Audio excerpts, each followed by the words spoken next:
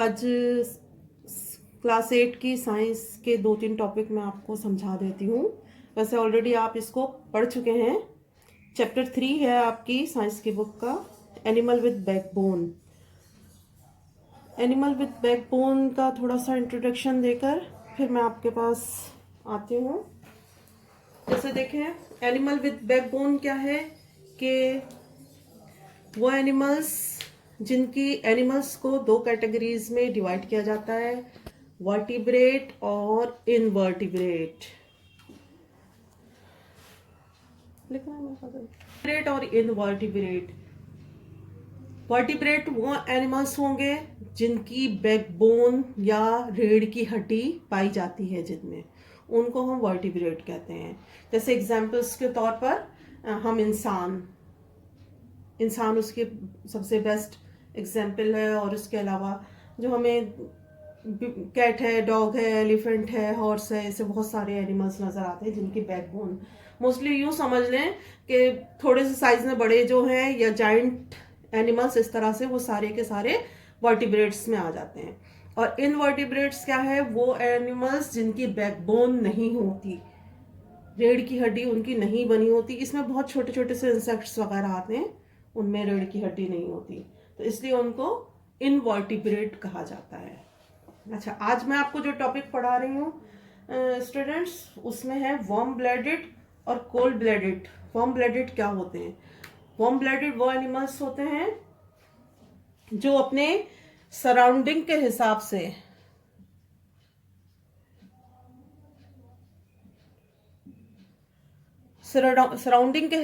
अपने body temperature को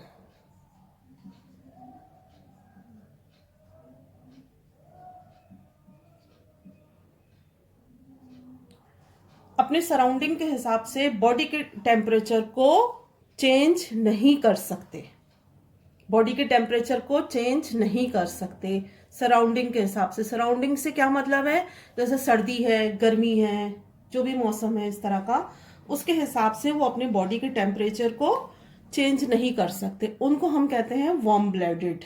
आप देखें, जैसे अब आजकल सर्दी है, तो हमारा जो जिस्म का टेम्परेचर है वो वार्म ब्लडेड में आता है। हम वार्म ब्लडेड हैं, यानी हम अपने टेम्परेचर को, अगर ठंड हो रही है तो हम ये नहीं कर सकते कि हम भी अपनी बॉडी के टेम्परेचर को उतना ही ठंडा कर लें ताकि हमारी बॉडी को सर्दी ना लगे।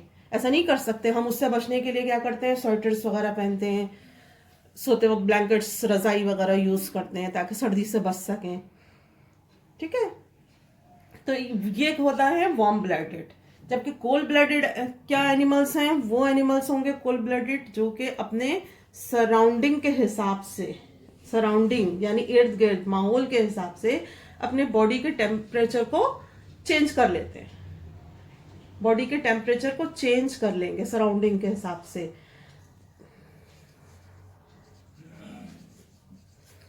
Change their body temperature, surrounding का टेम्परेचर नहीं, बॉडी टेम्परेचर। सराउंडिंग के हिसाब से अपने बॉडी के टेम्परेचर को जो चेंज करेंगे उनको हम कहते हैं कोल्ड ब्लडेड। इसमें हमारे पास जैसे एग्जांपल हो गई फिश हो गई हमारे पास एग्जांपल, फ्रॉग हो गए। और यहां पर समझे वार्म ब्लडेड में हमारे पास मैन, इंसान जो है, इसकी सबसे बड़ी एग्जांपल है।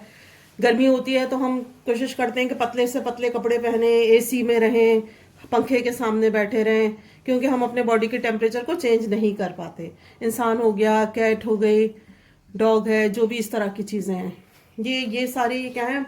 ये आमतौर पर मैमल्स और एव्स, बर्ड्स, यानी जितने भी बर्ड्स हैं और मैमल्स हैं वो वार्म ब्लडेड में ही आते हैं। ठीक है, और कोल्ड ब्लडेड में पाइसेस हो गई, रेप्टाइल्स हो गए, और जो इस तरह की और क्लासेस हैं वो सारी इसमें आ जाती हैं। सिर्फ वार्म ब्लडेड में मैमल्स और एव्स, मैमल और एव्स ऐसी 2 क्लासेस हैं जो कि वार्म ब्लडेड में आएंगी। बाकी की जो और क्लासेस हैं वो सब कोल्ड ब्लडेड में आ जाएंगी। Clear students? अब आपके पास एक होमवर्क ये है, आपकी बुक में चैप्टर 3 है जिसमें ये सारे इसके एग्जाम्पल। आपका बेटा होमवर्क ये है कि अपनी बुक में चैप्टर 3 बायोलॉजी सेक्शन में चैप्टर 3 में देखें, आपको ये दोनों एग्जाम्पल वो डेफिनेशंस आपने की हुई हैं। दोनों डेफिनेशन आपके रजिस्टर्स में मैंने देखा किया हुआ है। अब आपके पास एक होमवर्क ये है कि डेफिनेशंस लिखें आप दोबारा से, उसको लर्न कीजिए, लर्न करें और आप फिर एक चार्ट बनाइए। इस तरह से चार्ट बनाइए कि यहाँ पे मैं शॉर्ट में यहाँ पे लिख रही हूँ वार्म ब्लडेड, और इस तरह से यहाँ पर आप कोल्ड ब्लडेड, इस तरह से लिखें, 2 चार्ट बनाइए और उसमें तकरीबन एटलीस्ट 10 एग्जाम्पल्स वार्म ब्लडेड की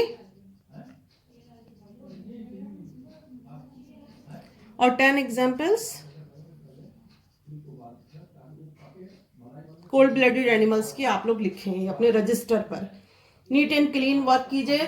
आपको थोड़ा सा इसमें सर्च करना पड़ेगा, बहुत ज्यादा कोई ऐसा मुश्किल काम नहीं है। आपने सिर्फ डेफिनेशन लिखी हुई थी, अब आपको प्लस उसके साथ एग्जाम्पल्स के साथ ये करना है और आपको फिर मुझे चेक कराना है। ठीक है स्टूडेंट्स, ये आपका काम है। फिर उसके बाद फिर मैं आपको नेक्स्ट क्लास में कोई और टॉपिक समझा दूंगी आपकी बुक से ही, जो आप कर चुके हैं। तकरीबन आप लोगों का सिलेबस फिनिश्ड हो चुका है, उसी की थोड़ी सी रिवीजन और कुछ थोड़े चेंज के साथ। ओके स्टूडेंट्स, अल्लाह हाफिज़।